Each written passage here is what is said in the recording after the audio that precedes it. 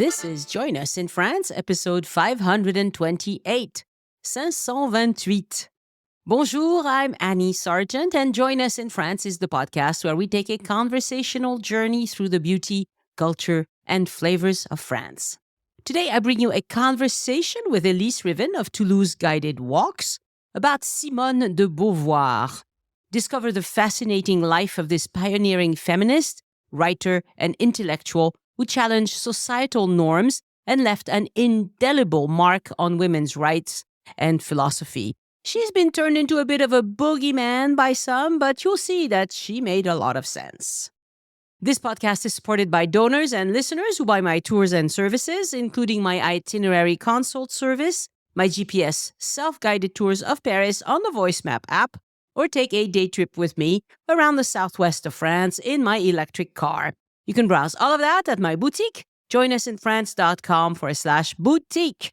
Patreon supporters get new episodes as soon as they are ready and ad-free. If that sounds good to you, be like them. Follow the link in the show notes. For the magazine part of the podcast, after my chat with Elyse today, I'll discuss the changes to rental rules that took effect in France on January 1st, 2025. They represent a significant shift that could affect your travel experience going forward, so I thought you'd like to know.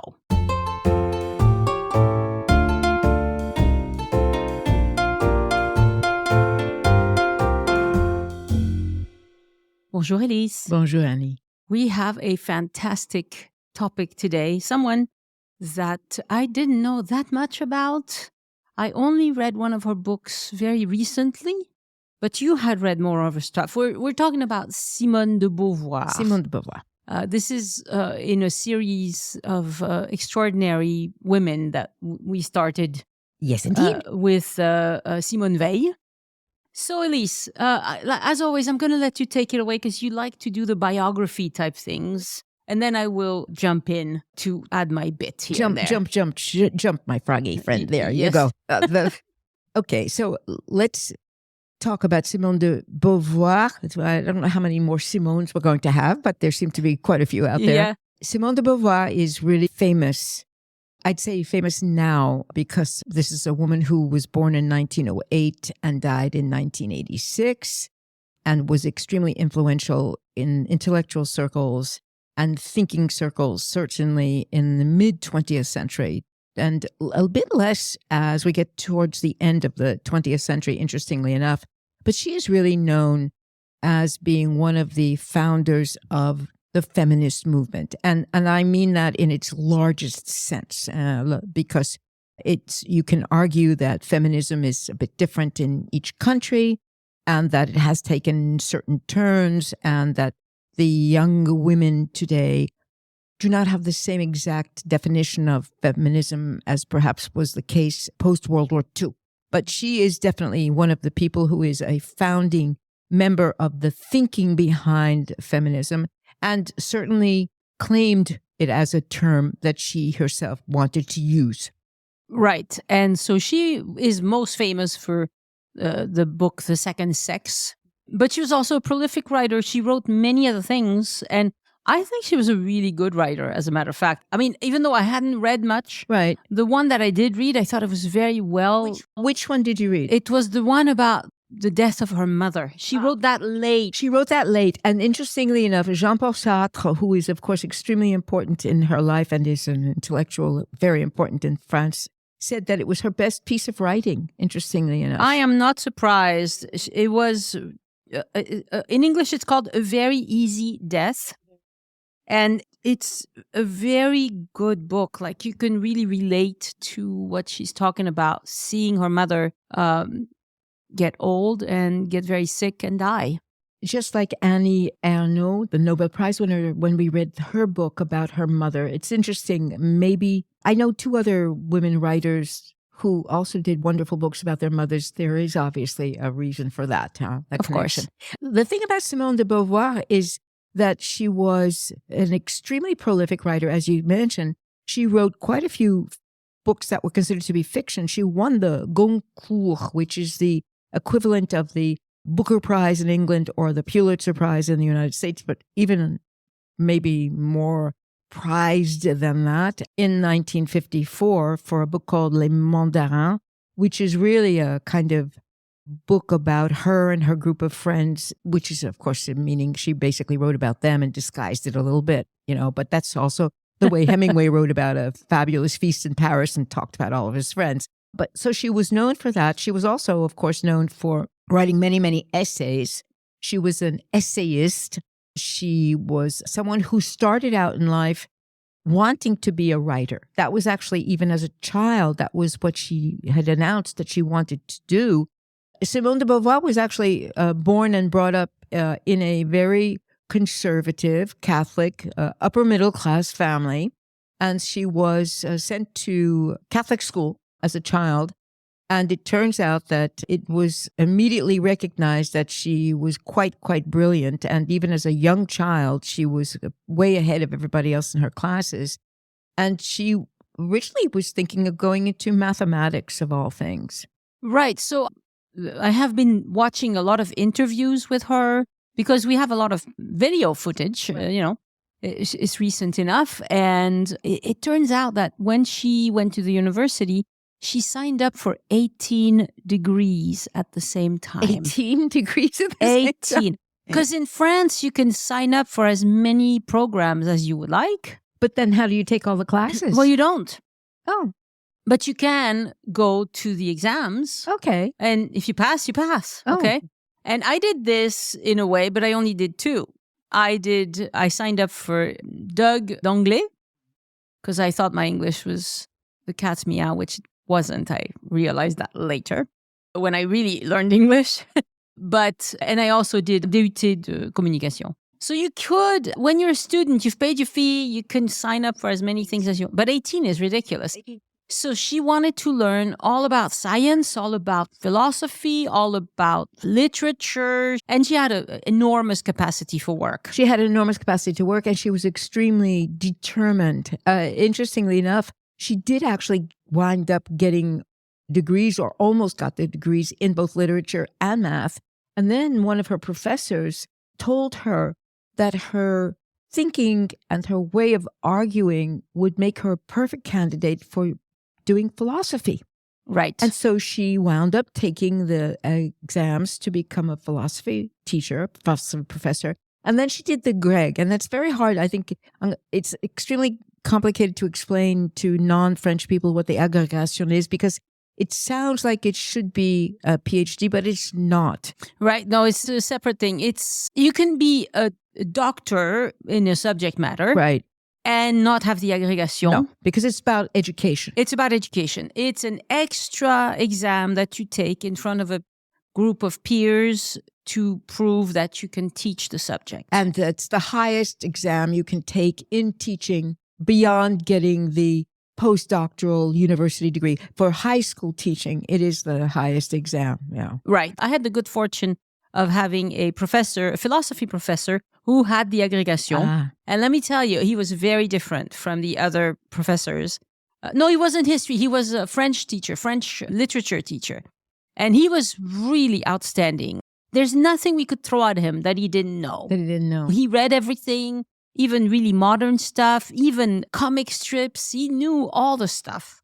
Because I think it takes a special kind of mind to do that. Anyway, agrégation is a very French thing. It's a very French thing. And you can do agrégation in a lot of subjects. Yes. And it is extremely hard, because the couple of people I know here who have tried it, including someone who's trying now for the third time, who is very brilliant, it is extremely difficult. Yeah. So anyway, interestingly enough, I have no indication of how convincing that person was, because she did switch, and she did indeed go and take her exams in philosophy.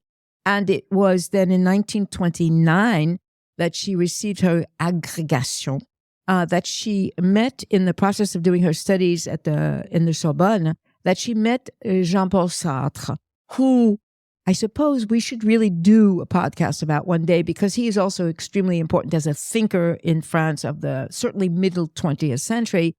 And they were in the same group, a study group, and they became not just friends, but they began a relationship that is the only adjective I can use to describe it is complicated, and it lasted their entire lives. And they had a big group, among whom were some other very important intellectuals in the early and mid 20th century. And they each got a post teaching philosophy in a high school. At first, she was sent far away, actually, to the south of France, and he was in Rouen. And then because they really did not want to be separated, he actually suggested that they get married. And this is where it's very interesting because maybe due to her very, very strict conventional Catholic upbringing, she wrote later on and said it was the last thing she ever wanted to do in her entire life. And that was something that stayed with her for the rest of her life.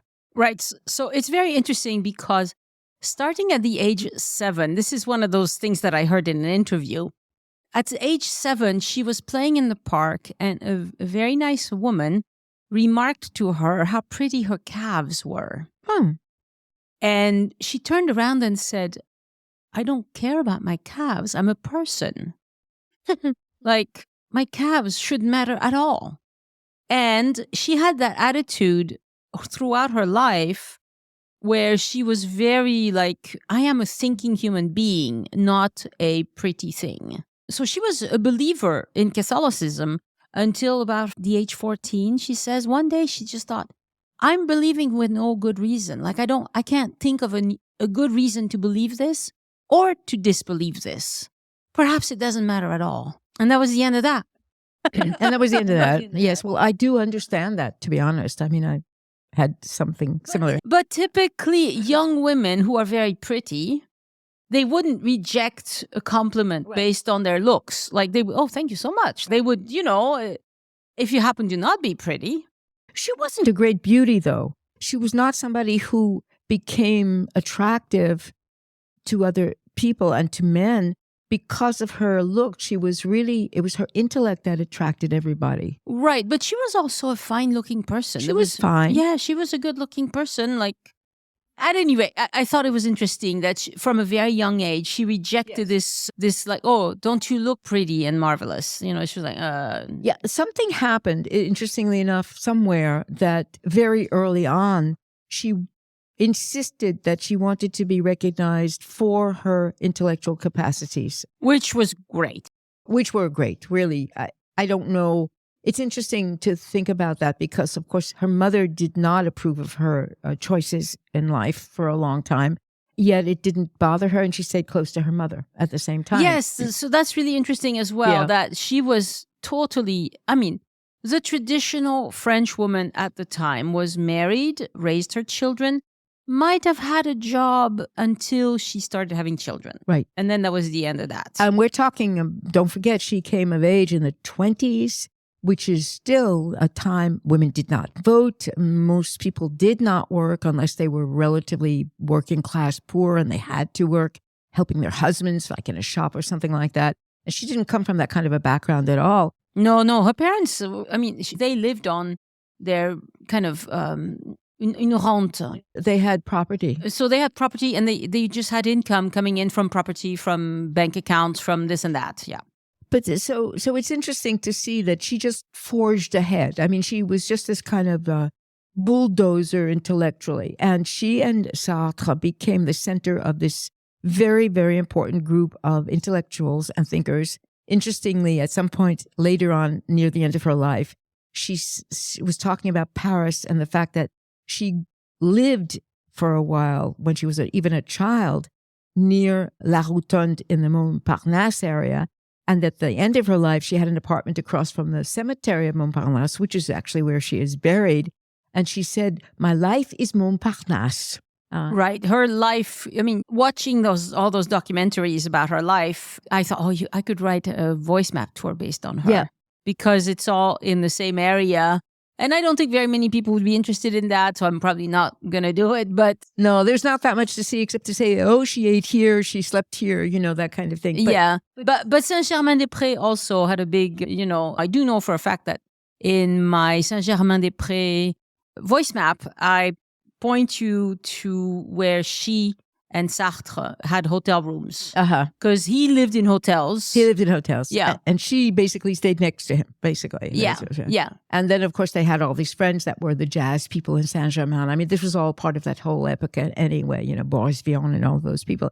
So she was really a fascinating woman in that way. And so this is the thing, though, in reading about her, and as I mentioned to you just a few minutes before we went on broadcast, I had to read. I minored in French literature in university, so I had to read her. I mean, it was an assignment. I read The Second Sex, and I read one of the books of her memoirs, but I don't remember actually because there are 2 or 3 volumes, but I just remember some of the things that were in the books, and they have stayed with me all these years because at the same time, in The Second Sex, she talks about things that certainly were pertinent even to me as a very young person. And then at the same time, in her memoirs, she just talks about things that are very disturbing. And so one of the things I find about her personally is that I can admire her ideas as a feminist, independent, intellectual woman, but I don't admire her.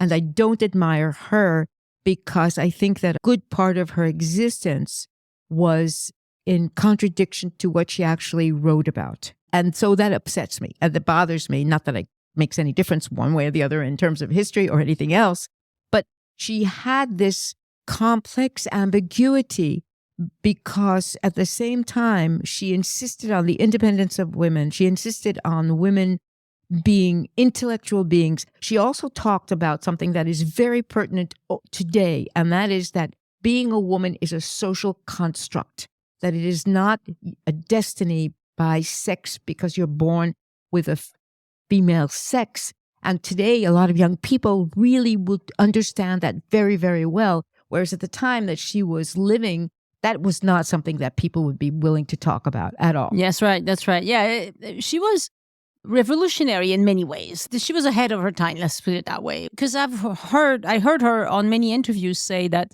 she doesn't think that. So she was a libertarian when it comes to sexual freedom. Absolutely. Right. So she would have said, yeah, you can sleep with whoever you want, whatever sex. I'm sure she wouldn't have batted an eye at more than one gender, well, whatever. So she was really extreme in that way, as well as her political positions. Whenever anybody put a microphone in front of her, she would tell people, women need to have their own jobs and their own money. Yes. Now, this is at a time when women could not get a job without the permission of their husbands, could not have a bank account. You couldn't open a bank account as a woman. But that was true even into the 1960s. Yeah. Yeah. You couldn't vote, of course. And so she would constantly bring this up, like women need to have financial independence because without that, there's nothing else. But she also pushed sexual total freedom. But it's interesting. I don't know about the interviews because I did not see any of them. But in fact, in her writing, at first she refuted the idea that she was doing this.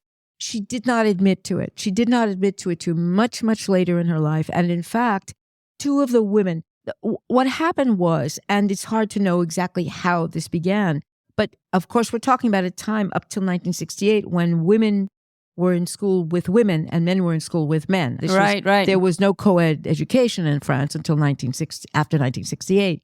And so she was a professor for women in good women's high schools. And then, of course, she was eventually in Molière High School, which is in Paris. And that's where she stayed until she stopped being a teacher completely.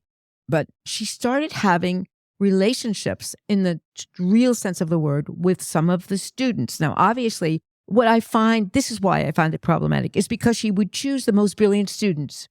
That's like a given. And at the same time, she was someone who at first denied it, but apparently 2 of the women who stayed in touch with her for a certain amount of time and then eventually after she died were still alive and so wrote about it, said it was a fact that they were having sexual relationships. It wasn't just a mentor kind of relationship.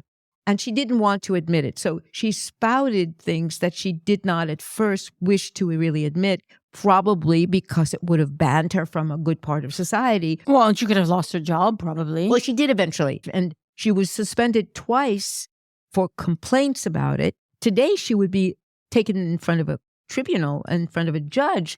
At the time, She was simply suspended. And the second time that happened, that was the end of her teaching career in public education. All right. But Emmanuel Macron fell in love with his teacher, much older than him. Now, we don't know if anything was happening back then, but it's not like it doesn't happen still to this day. Of course. Sadly. I'm not saying that it doesn't happen. It's just that she was also sharing these young women with Jean-Paul Sartre, which makes it a little bit different. That's sick. It really makes it a little bit different because, as you say, libertarianism was certainly in the 20s and 30s extremely important. And not political libertarianism, but sexual freedom. Yeah. Morality, if you want to call it that. I don't know if it's really morality. The fact is, what bothers me is not so much that she did that, is that she insisted that she wasn't doing it, okay, for a long time. And that it became, if you read some, and I know that in the quotes, I translated some of the most famous of her statements about women in terms of feminism that come out of the second sex, because I think that they are the most important part of her heritage. And some of them are really incredible. For instance, it will be very difficult for a woman to do the same as a man in every circumstance until universal equality is recognized. She was aware of all of these things. To be a woman is not a terrible fatality. One must never assume that having ovaries condemns a woman to a lesser status. So she was angry on some level. I mean, there was a certain amount of anger in all of this. And yet she managed to forge a life that was totally independent and radical in relation to this kind of behavior. To be truly free, others must be free also. That's a given. Okay. I think that it's really interesting that her pronouncements and what she wrote in The Second Sex are so vivid and so real. And of course, it created a huge scandal when it was published in 1949 because it was extremely graphic about women and women's bodies and women's functions. Right. So she also wrote another book, I can't remember the title of it, that was very graphic about women's bits. Yes. She talks about women's sexuality. She talks about women's bodies and its functioning. And it's to break a taboo. Really. Right. It's to regularly break a taboo. The book was considered to be utterly scandalous, absolutely horrifying. And yet she's sold 30,000 copies the first year of that book, and it's been reprinted ever since. And it still sells. Like this is one that's perennial. It's a basic book of feminist studies. Yeah, it is. And so in her later life, I think it became clearer, at least to other people, that what she was trying to do was create a foundation of what is now considered to be feminist thinking. And then other people joined her who were a bit younger, a generation younger, and it became something that was very important, which is why I was given the book to read, even though it was in French studies, because it was a book that was really considered to be important in terms of the end of the 20th century. But it's interesting to me that it's hard to know if she wrote the book out of anger or not, because I don't see any anger in her. But at the same time, she did many things. For instance, she had it's very well known in terms of, she talked about it and it was written about in a lot of other things. There was an American writer named Nelson Algren. Yeah. She was doing a lecture tour in the United States and she met him and they fell in love and they had this really passionate relationship that lasted for a couple of years. And then the end, and I remember, now maybe it's because I was really young. I mean, when I started university, I was really young. So I probably read this book when I was 19. You know, who knows what I was doing at the age of 19? Not much. So at the age of 19, I'm reading this book and she talks about how much she loved this man. And it was really passionate. And yet she gave up that relationship because she had this intellectual relationship with Sartre that she did not want to lose. And of course, I'm a 19-year-old going, why would you do that? You know, I mean, why would you give up this man that seems to be the love of your life to go and be with this guy who, number one, does not want to live with you, number two, sleeps with zillions of women all the time, and who is simply your intellectual partner? You know, you can still have an intellectual partner, and it doesn't have to be the person that you have a passion for, you know? Sartre, like you mentioned earlier, also asked her to marry him so that they could teach in the same place. And she said no. Right. And this Nelson, he also asked her to marry him so that she could live with him in the US. And she said no. Now she said no. So the best way to never see Simone de Beauvoir again was to ask her to marry him. Exactly. Except that with Sartre, right. Except with Sartre. But which apparently, if you read, especially in her memoirs, you really understand that beyond a certain point, it became a meeting of minds more than anything else. And this was something that she needed to have in her life, no matter what. They became partners in their political activity, particularly during and after World War II. Now, this is something very curious. She worked for Radio Vichy. So there's a lot of speculation and commentary because apparently, at the beginning anyway, Radio Vichy was not as pro-Nazi as it became later on. And she was basically doing cultural programs. She was basically doing things that were non-political. And I don't even know if it lasted for more than just a year or so that she did that. But of course, it was brought up to her afterwards, after World War II was over, that she actually worked for them.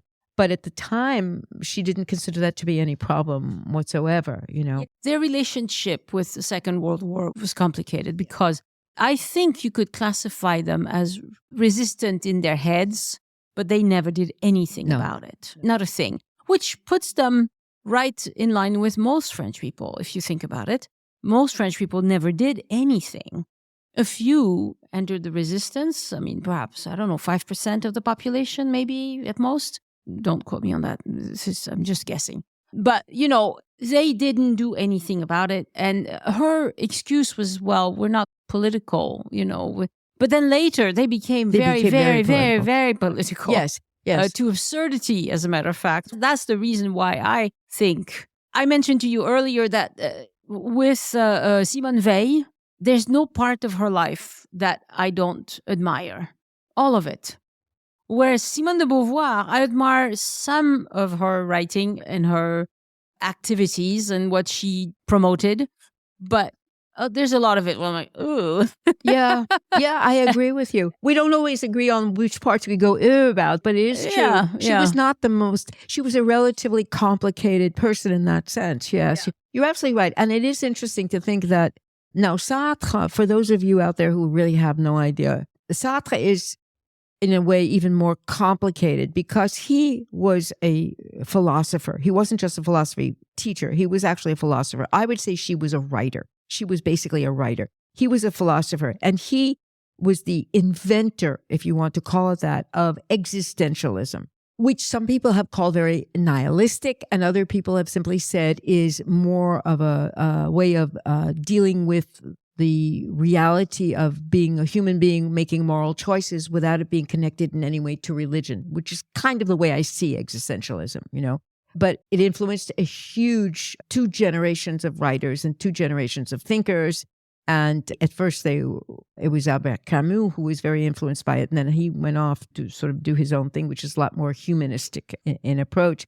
But he is really famous for being the originator, or that maybe he's the one who coined the term. I don't really know. But the whole circle of people who surrounded them were that. And to me, I'm not sure I completely understand it, but existentialism should involve engagement in things and is not apolitical. And so it's strange that during World War II, they were really pretty much apolitical. Yeah, I think they were very scared of what was happening, and they were afraid of what might happen if they opened their mouths. They were still very young, not as famous as they became later.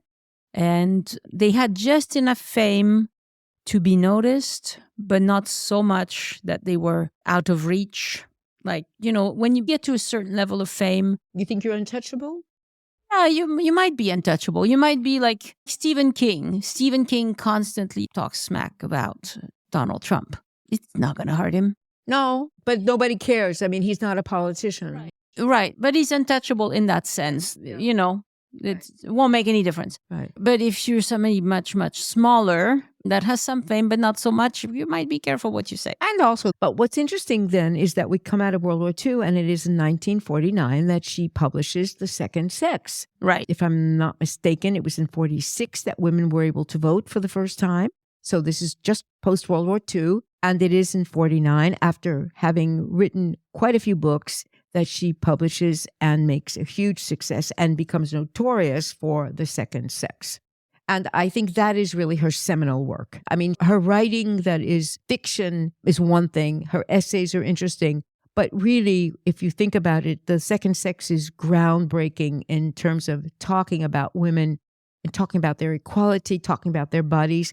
The other person it makes me think of, whose work I also read enormously at a certain point in my life, is Doris Lessing, who, of course, won a Nobel Prize in Literature and who was originally from Rhodesia, Zimbabwe, and then who went on to live the rest of her life in England. But she made no bones about the fact that she was writing as a feminist, but she was writing fiction. Whereas I think Simone de Beauvoir was writing philosophical tracts that she wanted people to pay attention to. What is interesting is that if you quote some of the things from her writing, it's aggressive. It's not untrue. It's just that there's a certain aggressivity in it. But she herself seems to not have had that anger in her as a person. Mm-hmm, mm-hmm. Well, she let it out in ways. There's a quote of hers that I saw. Never forget that a political, economic, or religious crisis will be enough to challenge women's rights. These rights are never vested. You must remain vigilant your whole life. Yes. And that, you can say, is what's going on in some parts of the world right now. Yeah, you can say that. As soon as there's any kind of political crisis, economic crisis, the first people who pay the price are women. Yep. And that's where she was absolutely right. And so she is really one of the founding women of the very, very important group of people who come after her, both in the arts and in writing and in politics. If there hadn't been a Simone de Beauvoir, there would not be other people, even people like Christine Lagarde is the one you want. That's the one I want. Yeah. So, I mean, all of these people who have forged ahead and have taken on roles that in the past were really exclusively for men, they all owe a huge thanks to Simone de Beauvoir.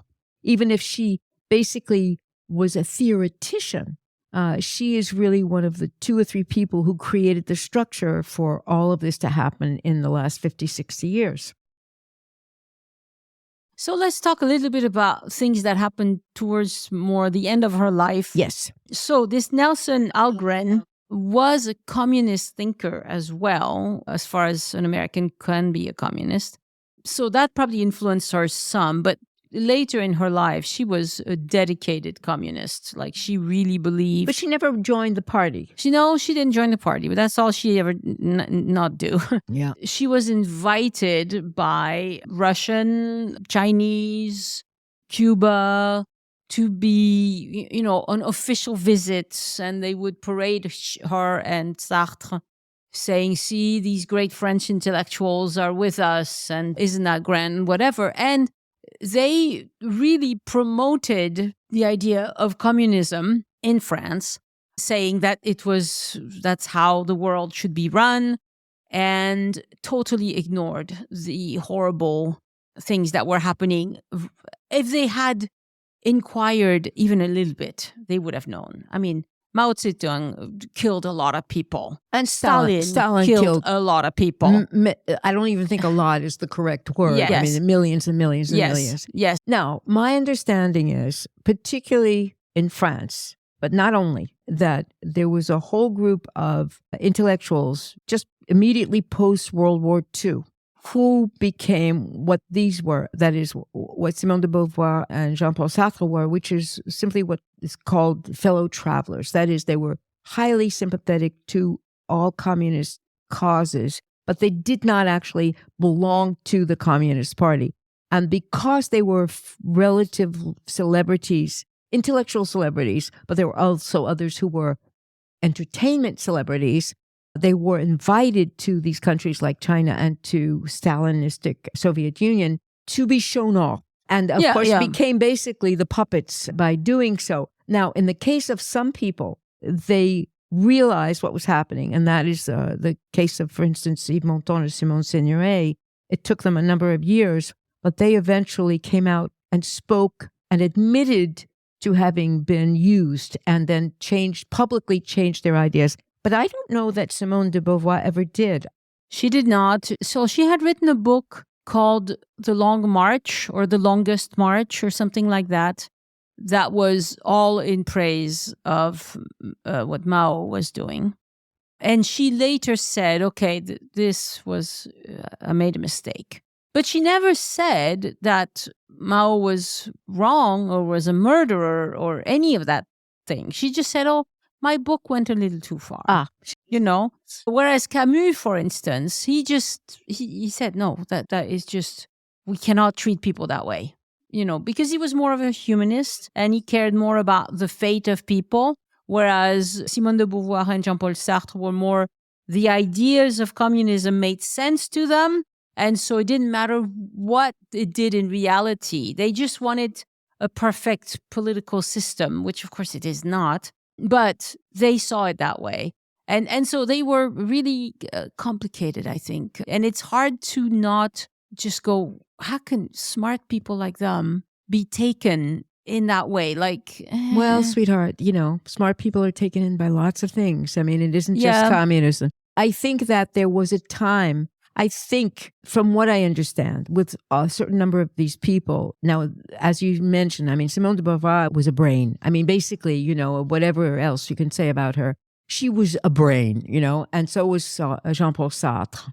I think that it was, as you mentioned, it's the idea, the idealization of something that somehow clouds the view so that you don't see the reality of it. Some people saw a reality sooner than later. Others never gave up that idea. I think that, unfortunately, that does happen. And I think that probably they were certainly not the only ones. It's just that the more somebody is famous in public, the more it has an effect and a kind of snowball effect, because these are people who do influence other people and influence other people's thinking. You also wind up having a lot of recrimination afterwards, because why did you take that position?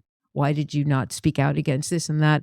I don't know. Maybe it's just my getting older is making me more, I don't know what the word is. It's like people get duped all the time, you know? Yeah, we do. We do. You know, we do. And I think that the problem was that coming out of World War II and the devastation of fascism and the Nazis and seeing what happened in France, and they both were children during World War I think that you look for an ideal, and there's a point at which even when you have that kind of a great intellect, you try not to see the bad sides of it somehow. I mean, that's hard. Yeah, they were in an intellectual bubble that didn't let them see kind of broadly enough what was happening. And so, of course, there was a lot of falling out among these, but there was a massive group of intellectuals who developed in France who did a lot to influence general intellectual thinking post-World War II. They were the group that were the most influential everywhere in Western world. And it was the French. It really was. And so the artists and the writers, this was coming out of World War II. They were the ones that were trying to postulate new ways of thinking, new ways of being. I don't know. They weren't perfect human beings, but they had interesting ideas. They had interesting ideas. And the other thing that happened towards the end of her life is that she was dead set against the colonization of any sort, which France didn't have as many colonies as, say, the English did, but we had plenty. Plenty. And French people didn't exit out of their colonies as semi-gracefully as the English did. Like the war in Algeria was terrible, and she was dead set against it. She was one of the signers of the petition about liberation, about independence for Algeria, but also she was one of the founders of the movement to help women who had been tortured during the war in Algeria, specifically focusing on women as victims of the war, because a lot of women who fought on the side of the Algerians, there weren't that many women that fought on the side of the French, but on the side of the Algerians, were taken and tortured. And so she was one of the group of women who created this petition to free these women and to not have them convicted as being traitors or something like that. And then she again signed the petition later, if I'm not mistaken, it was in 1970 something, the petition about abortion, the famous petition of the 343, many of whom are famous women who signed a petition saying that they had at least once in their life an abortion, and that was the moment to have the law passed. Right. And we did another episode about Simone Simone Weil, and where we talked extensively about abortion and what her thinking was about that. Because Simone Weil was a traditional kind of person as far as her personal life was concerned. She married, she had 3 boys, as far as I know, no affairs, whatever. She was just a traditional run-of-the-mill woman. And I think in many ways, in my opinion anyway, the feminist views held by these traditional women hit harder than the ones by very free women. Because you can always say, oh, look, she's just a crazy bohemian. Yeah, yes. And that's why she has those thoughts.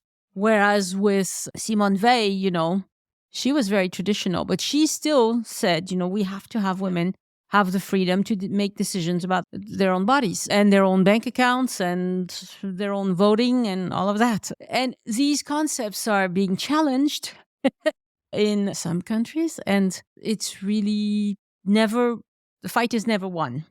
No, not unless it's made into constitutional law, which it has been in France. It has been in France, yes. And interestingly enough, so the manifesto of the 343 was in fact, of course, in 1971, which was just before when it went into place as a law. And then in 1977, so in 1977, she's just about 70, she's 69 years old, she became editor-in-chief of a magazine called Radical Feminists. And this is the activity that she continued actually up until her death at the age of 78. She went back, Jean-Paul Sartre died in 1980. He was just a couple of years older than her. So the last few years of her life, I don't know if she gave many public interviews, but she just went back to her writing, doing her feminist writing. And I would assume that by then, certainly by the 1980s, she realized the influence that she had, both by the writing of The Second Sex, more than her fiction, because she did win the Goncourt in 1954, which was 5 years later. But I think the books that influenced the world the most and has made her stay in history the most are the books that she has written about the feminine condition. Right. And she never had any children, which is another thing that she was it was shocking back then to hear that a woman didn't want to marry, didn't want to have any children. That was like, people couldn't understand that, especially men couldn't understand that. And she just thought all of these barriers need to be broken. Now, I don't think she ever said to women who were married and were having children, you made the wrong choice. But she wanted it to be possible for a young woman to choose whether she wanted to marry and have children or not. And, that is still, interestingly, maybe less so in the immediate young generation right now, but there is a carryover of that, because you sometimes have people say, oh, how come you don't have children? There's this assumption that, oh, there must be something wrong. It couldn't be simply a choice. I mean, for some people it is a choice. For some people it's not, unfortunately. It is just what happens. But we don't say that to men. Exactly. That's the thing. We never ask a man, do you have children? Yeah. And if he says no, you don't go, oh, poor dear, what's wrong with you? What's wrong with you? Right. Yeah. Are you a violently feminist person? Or are you just broken? Right. Right. We don't do that to men. No. Why do we do it to women? Well, there you are. I mean, this is true. So she was extremely important for all of these things. And I think that at the same time, it's just inevitable. The book that she wrote in 1949, which is now what? It's 50, 60, 70, 75 years old. It's probably, if I reread it now, would have some things that I would find very outdated, But at the same time, it was a breakthrough book. And the fact that she talked about women, both in terms of their physical desire and in their intellectual independence, was just something that had not been done before. There were little bits of that, you get the suffragettes in England, you get people at the end of the 19th century who are even Madame Curie, people who have great intellectual power, but they were married and had children at the same time. The idea of making this an absolute case of liberty was just something totally new, and that is really Simone de Beauvoir. Yeah. I think she's an interesting person. I really enjoyed reading the book about the end of the life of her mother. Of her mother. I thought that was very profound. I would recommend that one. Would you recommend other books by her? Well, I mean, is she worth reading today? I think the memoirs are actually really interesting, but I think that if you haven't done studies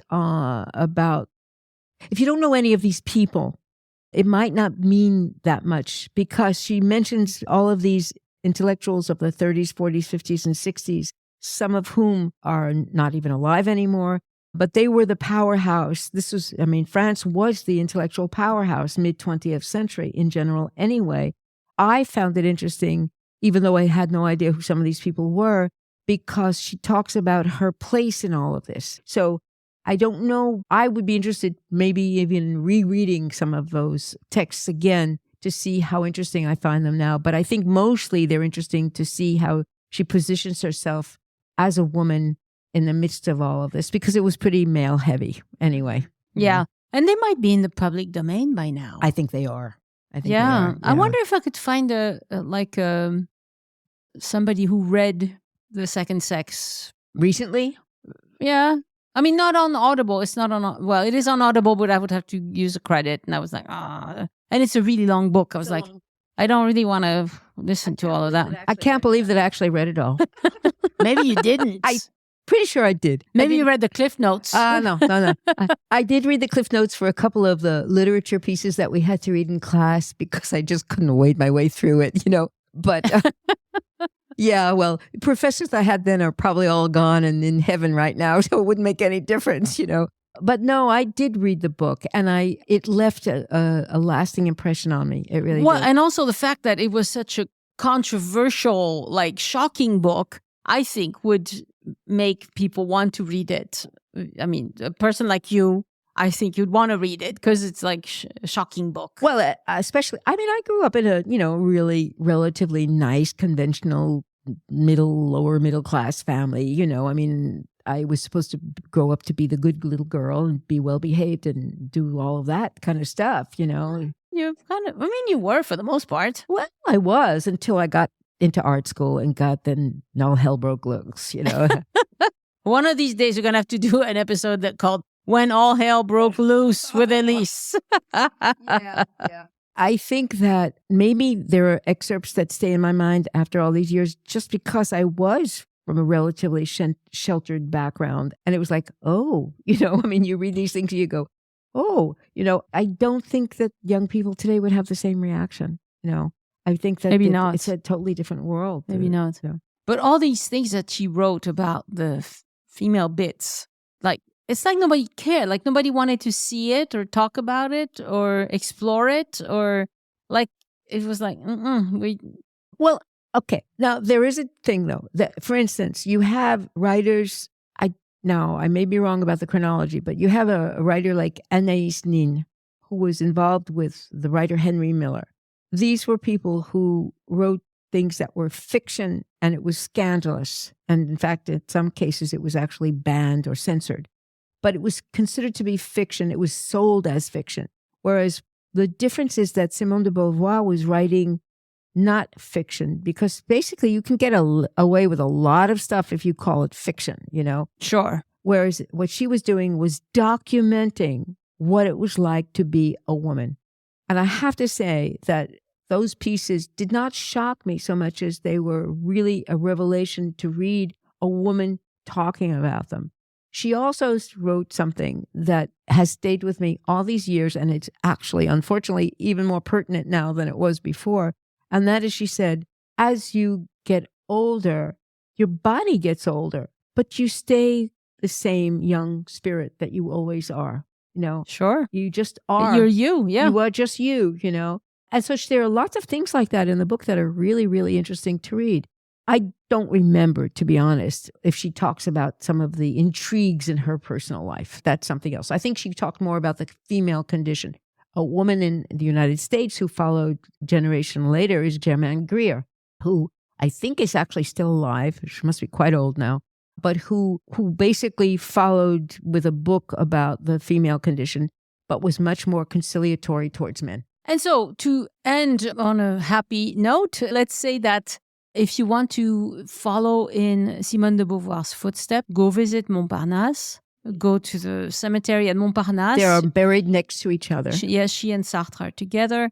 And they're not at Père Lachaise, but at Montparnasse. Montparnasse has a lot of interesting graves and people buried there as well.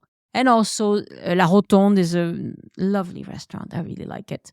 And also go to Saint-Germain-des-Prés, because that's where a lot of these people hung out and lived part of their life anyway.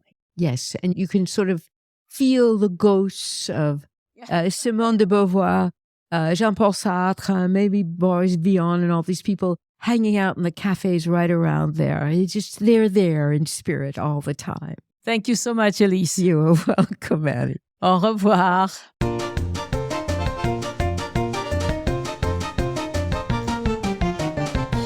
Again, I want to thank my patrons for giving back and supporting the show. Patreon supporters get new episodes as soon as they are ready and ad-free. If that sounds good to you, please be like them. Follow the link in the show notes. And patrons get many exclusive rewards for doing that. You can see all the details at patreon.com/join us.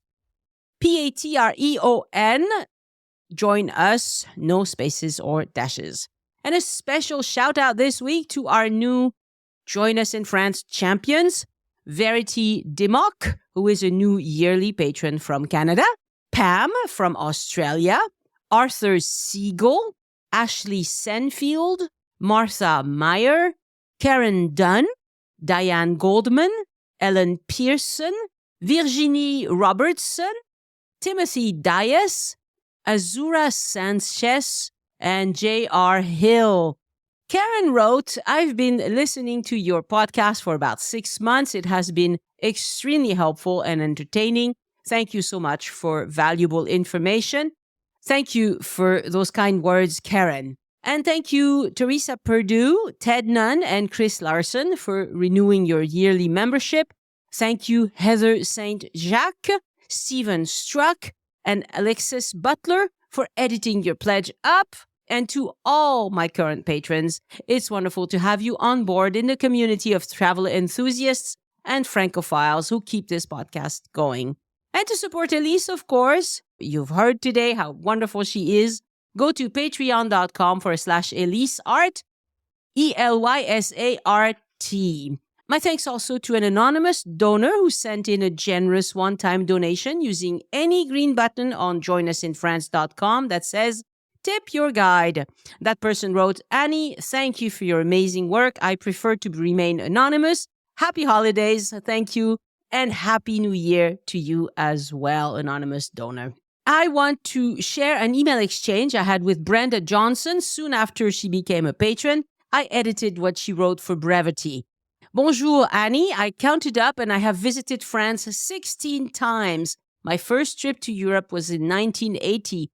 My college organized 5-week trips, and I went on the trip with our art history professor. My most recent trip to France was in the fall of 2022, when we flew in and out of Geneva and spent 2 weeks in the Haute-Savoie and the Jura. In between were many independent trips to explore all over France. I would buy the Michelin Green Guide for the area we were planning to visit, and my vacation would start in my head as soon as I started the itinerary. I had hoped to travel more when I quit working, but my mom had a series of health setbacks and lives with me for increasing amounts of time. She died 3 months ago. I'm sorry to hear that. And I was so blessed by the time we were together, including one trip years ago to Switzerland and Paris. So for the last year, I have so enjoyed listening to your podcast and remembering my experiences in places you talk about and planning for future visit. Thank you very much, Brenda. It's heartwarming to read testimonials like this. I know that the Join Us in France travel podcast is not going to cure cancer, okay? But it does provide entertainment, comfort, and company to people who love France, and there's absolutely nothing wrong with that. I hope you get to come back at some point. Somebody left a lovely review of my food tour in Léal, a very informative and entertaining tour. I have stayed in Rue Montorgueil neighborhood during several past visits in Paris. but still learned a lot, even though I'm familiar with the area. I especially appreciate the historical perspective of the region and insights into the restaurants and shop trusted repeat customer. This is a fantastic neighborhood for all gourmands to explore. All of Annie Sargent's voice map walking tours are excellent. She shares her knowledge and love of Paris in the warmest and most engaging manner. Well, thank you very much.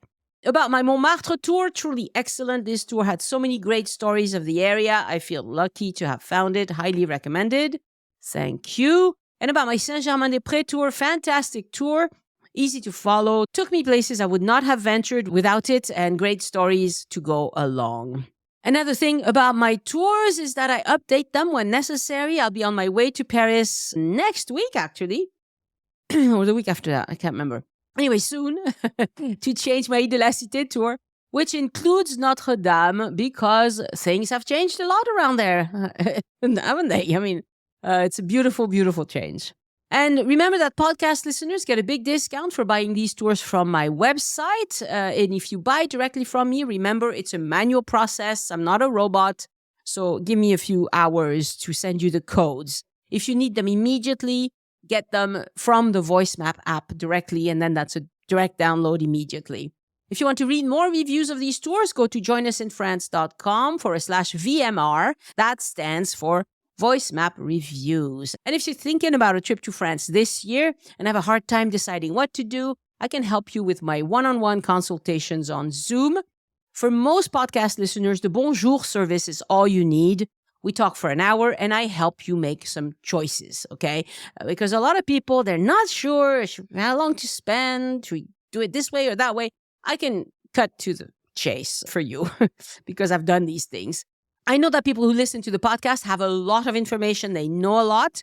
And Bonjour is usually all you need. But if you need more in-depth and you want a day-by-day itinerary and all of that, you can sign up for a VIP service. And you can see all of the details and book that at joinusinfrance.com/boutique. All right, let's talk about new holiday rental regulations in France. This is what you need to know. The French government is tightening rules on short-term holiday rentals effective January 1st, 2025. The new law aims to address the housing shortage that affects locals, especially in popular tourist destinations. Here's what changes to expect. Number one, mandatory registration. Any property rented out, even occasionally, must be registered with local authorities and have a unique registration number. False declarations could result in fines up to 20,000 euros. So that's serious. And I'm sure a lot of people who thought they could get away with not registering are now going to think, maybe I should. Number two, change of use authorization. Renting out second homes or properties as furnished holiday accommodations require a format change of use. Failure to comply may lead to a 10,000 euro fine. So again, this is a registration type of deal. Number three, energy efficiency rules. Newly registered rentals must meet stricter energy performance ratings. Existing rentals have up to 10 years to comply with these requirements.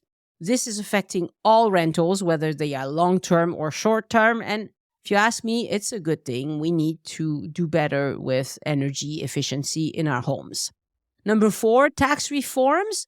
Tax allowances for furnished tourist rentals will decrease, aligning more closely with residential rental rates. Unclassified tourist accommodations will see allowances drop to 30% of annual revenue under 15,000 euros. So this is because so far it was more advantageous to rent a property, an apartment, as a short-term rental than to rent it for a long-term rental. And so they are reversing that, and they are now making those two things more aligned. And that means that some people will stop doing short-term rentals for tourism.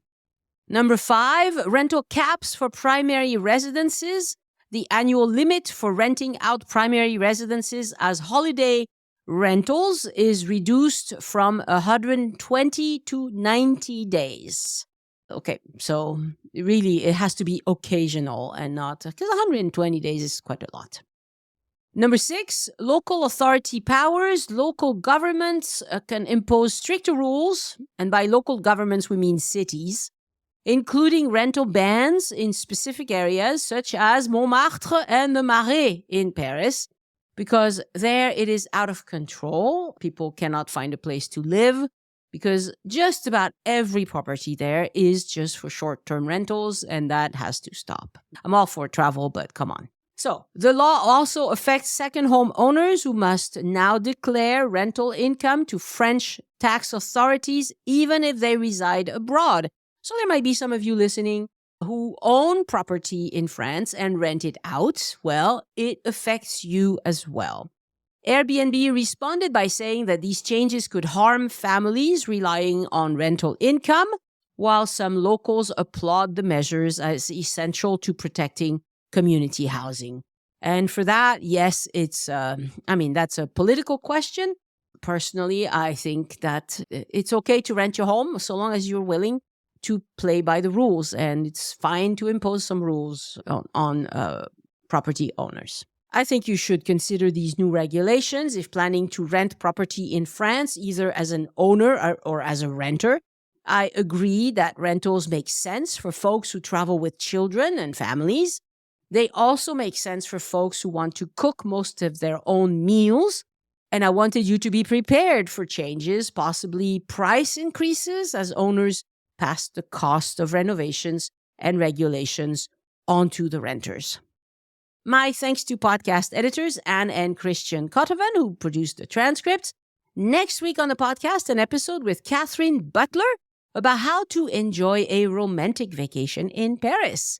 And remember, patrons get an ad-free version of this episode. Click in the link in the show notes of this episode to be like them. Thank you for listening, and I hope you join me next time so we can look around France together. Au revoir. The Join Us in France Travel Podcast is written, hosted, and produced by Annie Sargent and copyright 2025 by Addicted to France. It is released under a Creative Commons Attribution, Non-Commercial, No Derivatives license.